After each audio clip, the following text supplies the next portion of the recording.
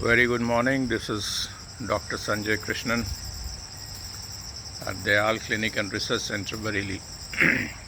आइए बात करते हैं कुछ जानकारियां गुर्दे के रोगों के बारे में। सामान्य तौर पर ये देखा गया है कि लोगों में ये भ्रांति है कि गुर्दे के रोग उम्र दराज लोगों को ही होते हैं। ये सही नहीं। अगर ध्यान से देखें तो किसी भी कारण से अगर आपके गुर्दों की इंसल्ट हो रही है या दे आर गेटिंग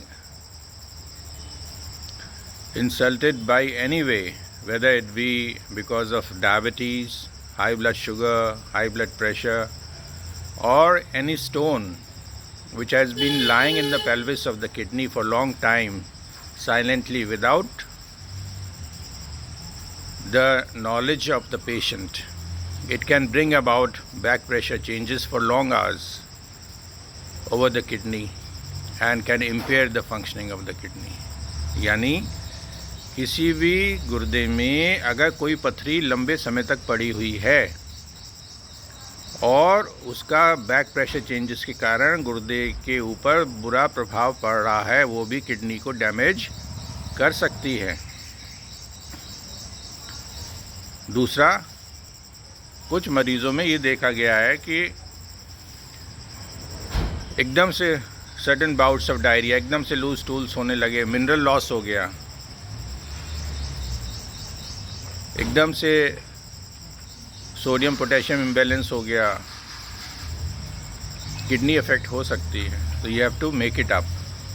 दूसरी बात, आपका वज़न आपकी हाइट के हिसाब से होना चाहिए। आपकी हाइट जितनी है सेंटीमीटर्स में, उसके हिसाब से ही अपना वज़न रखिए। Height in centimetres -100 should be your ideal weight. अगर किसी भी कारण से आप मोटापे से ग्रसित हैं, it is going to affect your kidneys. किसी भी तरह के स्ट्रेस में आप लंबे समय तक रह रहे हैं, स्ट्रेस मीन्स वेसो कॉन्स्ट्रिक्शन, आपकी ब्लड वेसल्स कॉन्स्ट्रिक्ट हो रही हैं। And when you are happy, you are laughing, आप हंस रहे हैं, तो आपकी खून की नलिकाएं चौड़ी होती हैं, ब्लड फ्लो बेटर होता है। तो try to do yoga, exercise and be happy and live in an happy environment. That is very important. अब आ जाइए पानी के ऊपर। लोग कहते हैं पानी बहुत पीना चाहिए, कम पीना चाहिए। पानी अपने ज़रूरत के हिसाब से minimum 8 to 10 glasses, each glass equivalent to 250 ml तो होना ही चाहिए। अगर आप एक स्वस्थ इंसान हैं और किसी भी तरह के रोग से ग्रसित नहीं हैं, तो इतना पानी तो आपको पीना ही चाहिए।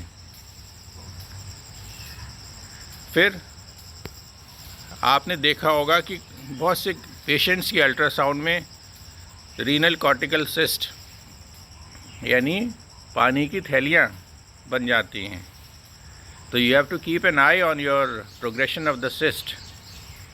अगर सिस्ट बढ़ रही हैं, that needs immediate intervention, immediate treatment, so that the renal cortical cyst gets reduce. Homeopathy में इसके बहुत अच्छे ट्रीटमेंट्स हैं, जिसमें कि रीनल कॉर्टिकल सिस्ट को घटते हुए देखा गया है।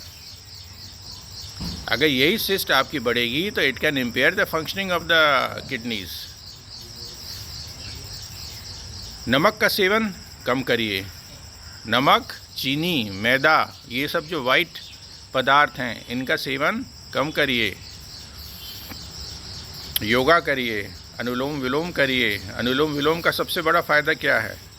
अनुलोम विलोम का सबसे बड़ा फ़ायदा ये है कि it helps in optimisation of oxygen in your body, better exchange of gases, और जो आपका ऑक्सीडेटिव स्ट्रेस है उसको रिड्यूस करता है, फ्री रेडिकल्स को शरीर से निकालता है। ये एडवांटेजेस हैं योगा के। आज तो वर्ल्ड योगा डे भी मनाया जाता है। हमारा इंडियन योगा अब पूरे दुनिया में, विश्व के हर कोने कोने में पहुंच गया है। और अधिक जानकारी के लिए अगर आपको और कोई गुर्दे से संबंधित जानकारी लेनी है, you can consult me. I am doctor Sanjay Krishnan at Dayal clinic and research centre Bareilly. Thank you.